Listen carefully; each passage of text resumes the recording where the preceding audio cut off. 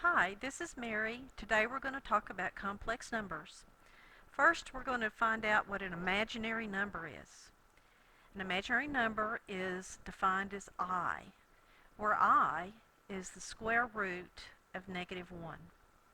So it follows that the square of I, or I squared, is equal to negative 1. Let's do some problems.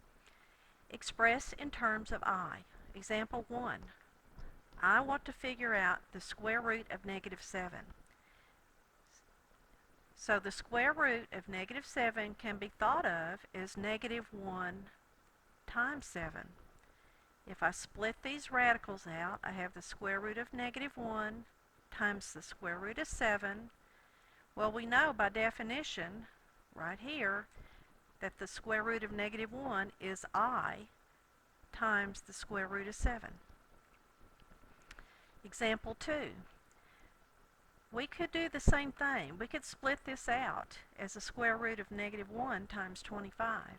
But what I saw in this first problem is that the square root of my negative sign is I. So I have I times the square root of 25, but the square root of 25 simplifies to 5, and we write our answer as 5 times I.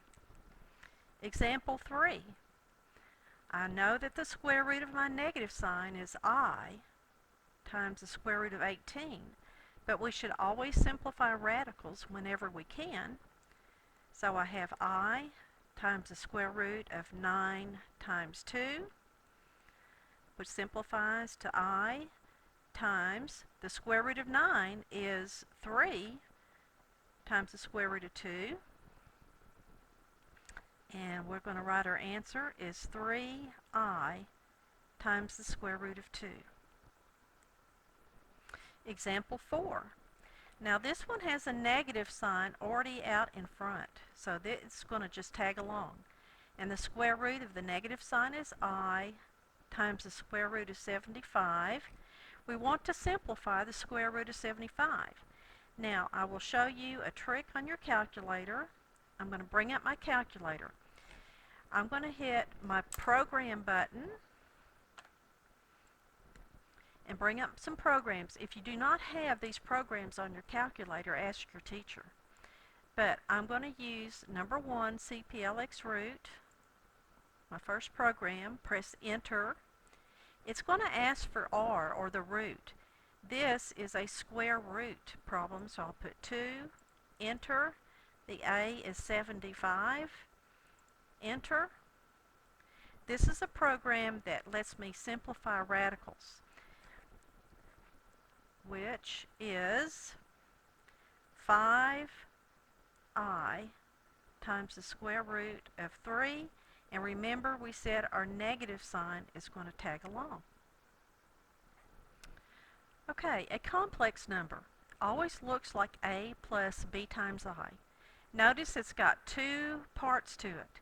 It's got a real number part, which is my A, and an imaginary number part, which is the BI. Okay, it should always be written in standard form of A plus BI. Well, we're going to see that we can add, subtract, multiply, and divide complex numbers. To add complex numbers, all we want to do is rewrite it without parentheses. So I have 3 plus 5I minus 2 minus 7I. Notice I have some real parts here. I want to combine like parts. So I have 1 combining my 3 minus 2, and I have 2 imaginary parts minus 2I. Example 2, we're subtracting two complex numbers. It's the same idea, get rid of the parentheses. 7 plus 2I.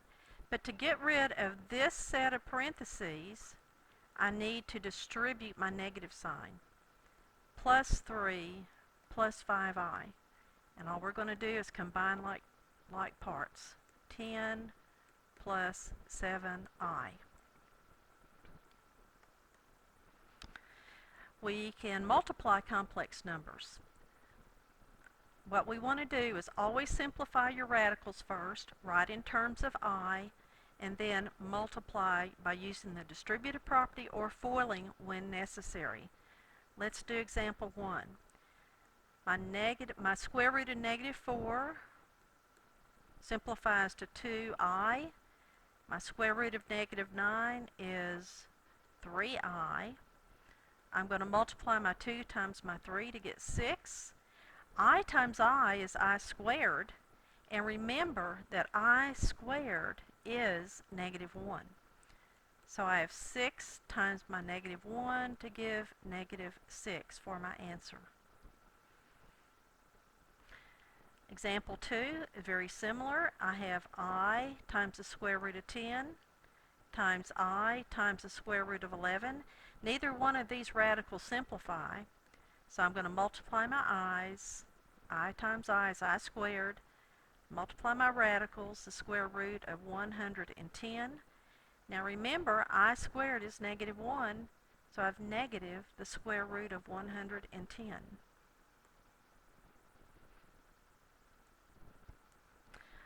Okay, let's multiply and simplify these. 7 times negative 5 is negative 35. I times I is I squared. Remember, I squared is negative 1, so negative 35 times negative 1. The answer is positive 35. Example 2, we're just going to distribute as we need to.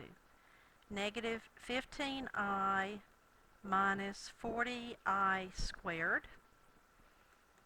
Negative 15i. Now remember the I squared. What has it been doing for us?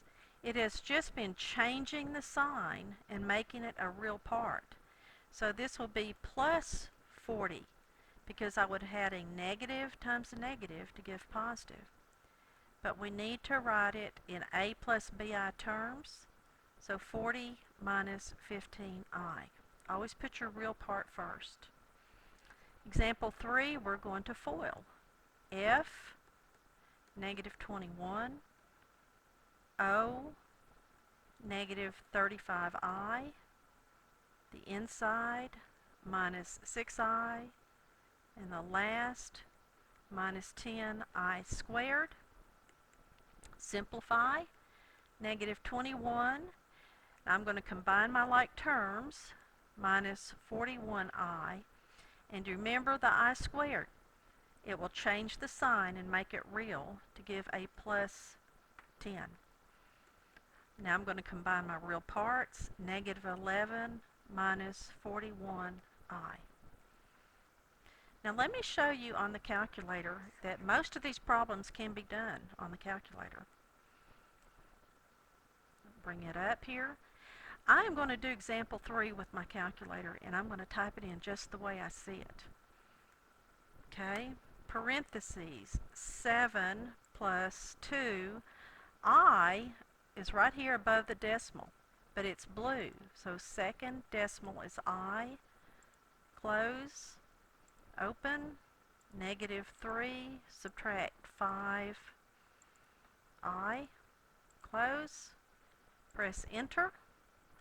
There is my negative 11 minus 41i. Let's do example 4 on the calculator. Parentheses, 5 plus 2i times 5 minus 2i. When I multiply these two complex numbers, I got 29. Notice the imaginary part does not show up on this problem. Okay.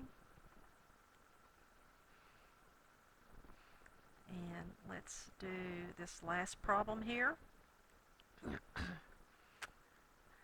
This literally means to take this complex number, 2 minus 9i, times itself, 2 minus 9i, because it's squared.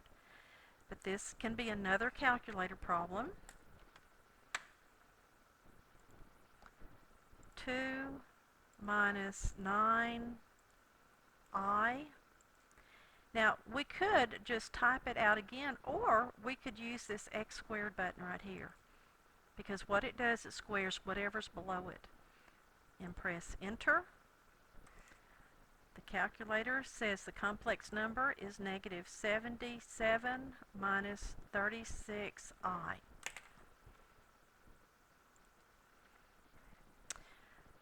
Okay, so this lesson was about complex numbers. Thank you and have a good day.